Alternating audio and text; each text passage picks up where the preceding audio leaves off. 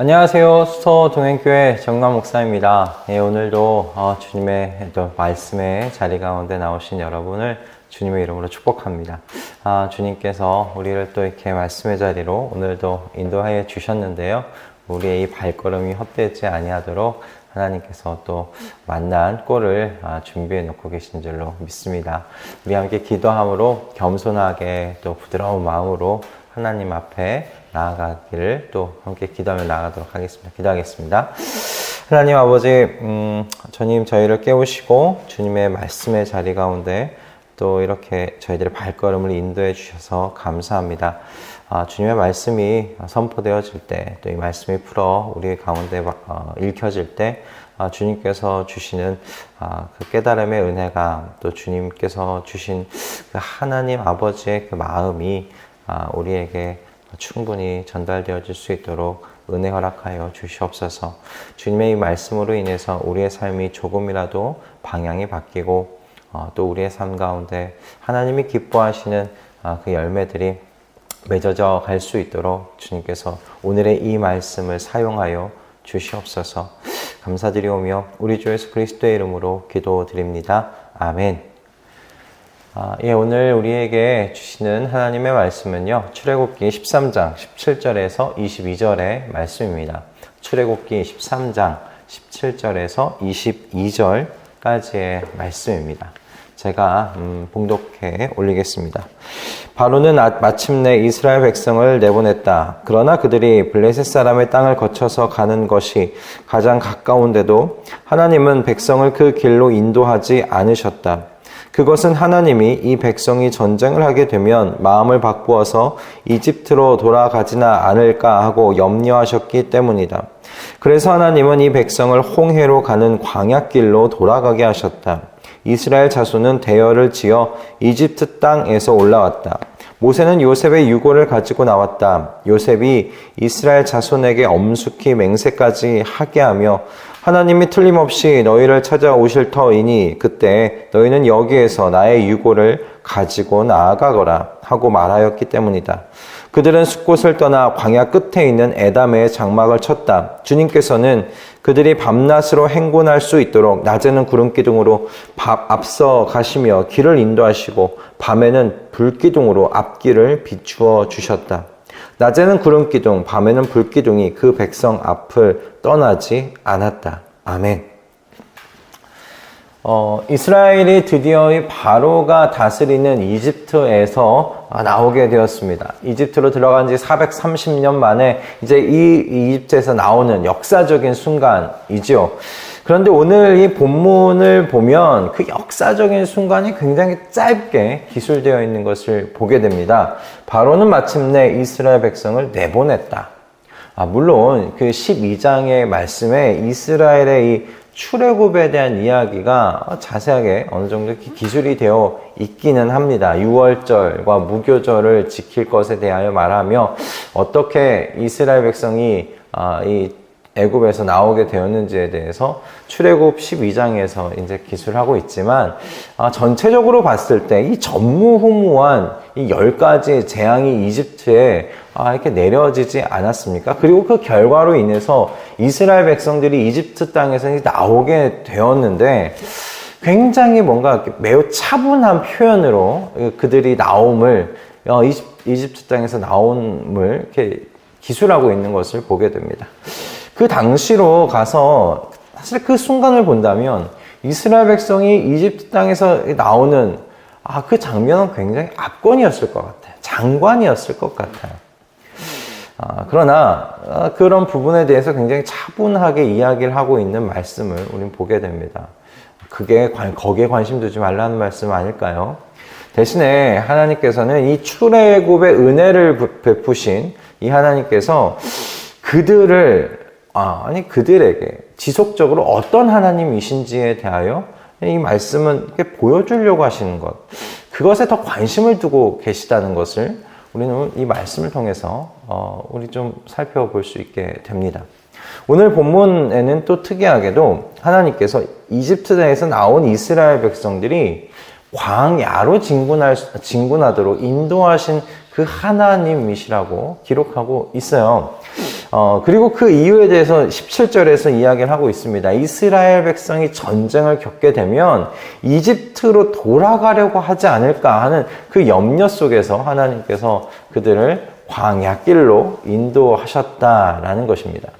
성경에 기록되어 있는 지금 블레셋 사람의 땅을 거쳐서 가는 길, 그 길을 여러분 다른 말로 왕의 대로라고 이야기하기도 했던 길입니다. 이 길이 어떤 길이냐면 이 이집트가 소아시아와 메소포타미아까지 이제 무역하는 데 있어서 매우 주요하게 사용했던 길이라고 해요.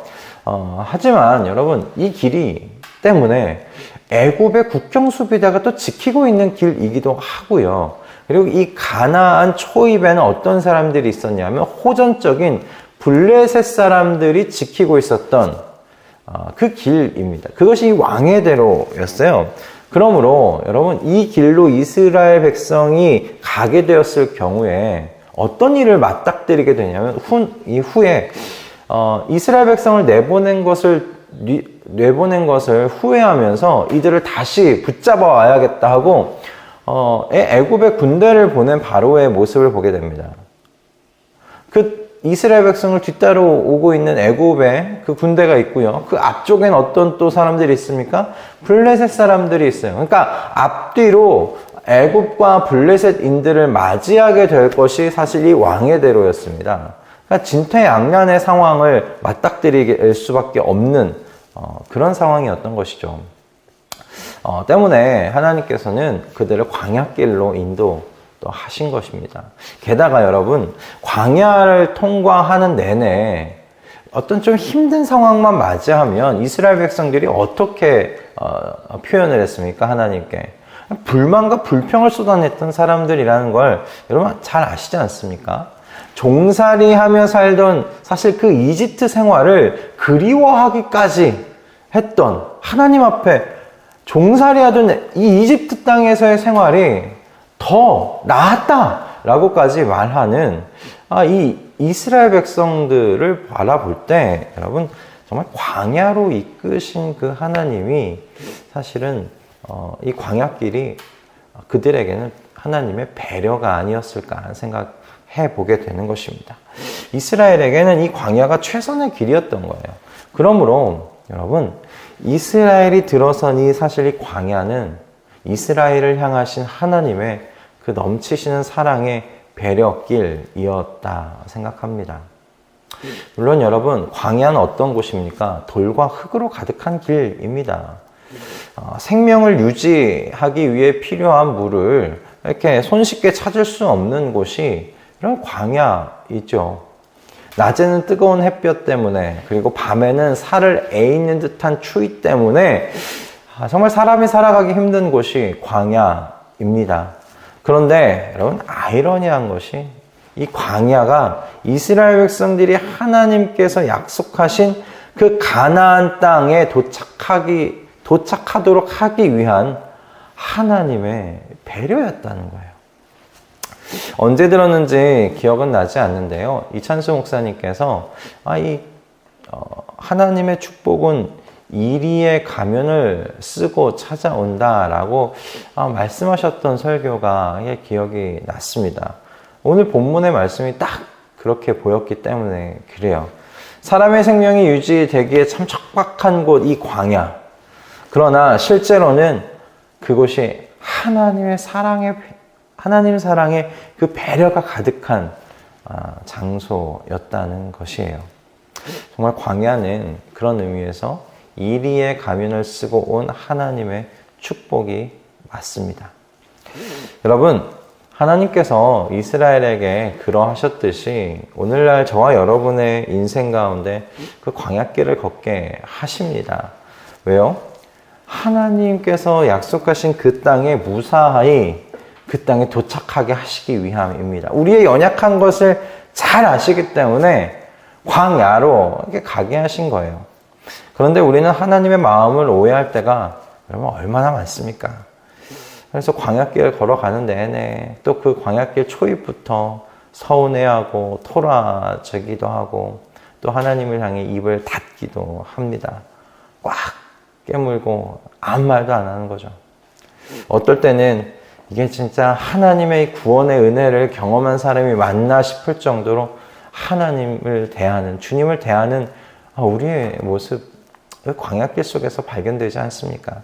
이스라엘 백성들하고 똑같아요. 내가 왜 이 광야를 경험해야 하느냐고, 내가 무엇을 잘못했느냐고 그렇게 묻기까지 합니다. 이스라엘 백성과 같습니다. 그러나 여러분, 그 광야길을 걷게 하신 하나님께서 함께 걷고 계심을 잊지 마실 수 있길 바라요. 이스라엘 백성들의 광야길 낮과 밤 동안 무엇이 그들과 함께하고 있었습니까? 하나님의 불기둥과 하나님의 구름기둥이 그들과 함께 걸었어요. 낮에는 구름기둥으로, 밤에는 불기둥으로 그들을 보호하면서 약속의 땅을 향해 함께 걸어가고 계시는 하나님이셨다는 겁니다. 여러분, 우리에게도 마찬가지 아닙니까? 하나님께서 왜 우리를 광야길로 보내셔요? 여기가 본향이 아니기 때문입니다. 여기가 살만하면 우리 여기 아마 정착하면서 살아가려고 할 겁니다. 하나님께서 약속하신, 하나님께서 말씀하신 그 하나님의 나라 우리의 마음 가운데 담아두지도 않을 거예요. 그러므로 하나님께서는 우리가 지금 여기에 정착하여 살지 아니하도록 광야길을 걷게 하시는 것 아닐까 싶습니다. 저와 여러분은 이미 임하였지만 또 앞으로 완벽하게 임할 그 하나님의 나라가 우리 목적지입니다. 그래서 하나님께서는 그곳에 잘 도착할 수 있도록 그 인생의 광야길을 함께 걸어가 주고 계세요. 여러분, 혹시 광야의 그 길을 걸어가고 계십니까? 그 길이 여러분 하나님의 배려이심을 잊지 마실 수 있기 바랍니다. 불평과 불만으로 인해서 여러분 불기둥과 구름기둥으로 광야의 그 뜨거운 햇볕과 그 저녁에 그 밤에 살을 에이는 듯한 추위를 막아주고 계시는 하나님의 동행을 보지 못하는 그런 실수를, 그런 불행을 여러분 우리 겪지 마십시다. 저와 여러분은 도착지까지 이 예수 그리스도 안에서 이 이스라엘 백성들이 범했던 이 실수를 여러분 우리 범하지 말고 광야에서 물을 내시며 광야에서 만나와 메추라기로 먹이시고 불기둥과 구름기둥으로 낮과 밤에 우리를 보호하시는 우리 주님을 찬양하면서 광야의 지금 이 인생길을 묵묵하게 걸어 나아가는 우리 모두가 되실 수 있기를 주님의 이름으로 축복합니다. 기도하겠습니다. 하나님, 오늘 이 말씀을 우리에게 허락해 주셔서 감사합니다. 주님, 우리의 인생의 광야길로 우리를 인도하시는 주님, 그 주님의 손길과 그 주님의 인도하심이 오히려 우리를 향한 주님의 사랑이 넘치는 배려임을 잊지 않도록 하여 주시옵소서. 주님, 광야길을 만날 때마다 이것이 주님의 배려의 길임을 주님 그것을 고백하며 그것을 기억하며 주님과 함께 걸어갈 수 있도록 인도하여 주시옵소서. 불평과 불만의 목소리로 인해서 함께 그 광야길을 불기둥과 구름기둥으로 걸어가시는, 함께 걸어가시는 그 주님의 임재를 보지 못하는 그런 실수를 범하지 아니하도록 주님 저희를 지켜 주시옵소서. 우리의 마음을 지켜 주시옵소서. 감사드리오며 우리 주 예수 그리스도의 이름으로 기도드립니다. 아멘. 할렐루야. 오늘 주님께서 귀한 또 말씀을 허락하여 주셨습니다. 여러분, 우리 광야길 걷게 될 때마다 기억하십시다. 이 길은 하나님의 배려의 길이다. 하나님의 나라를 향해 걸어가게 하기 위한 하나님의 배려다. 하나님께서 때에 맞게 물을 내시고 메추라기를 보내주실 거다. 만나를 보내주실 거다. 구름기둥과 불기둥이 지금 나와 함께하고 있다. 그렇게 낮에도 밤에도 나를 보호하시며 하나님의 백성과 함께 하시는 그 주님, 그 하나님이시다. 이렇게 믿으며 이 인생길, 광야의 길을 우리가 걸어 나아갔으면 합니다.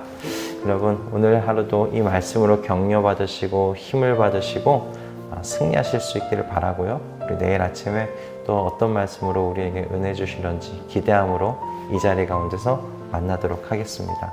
여러분, 사랑하고 축복합니다. 내일 아침에 뵙겠습니다.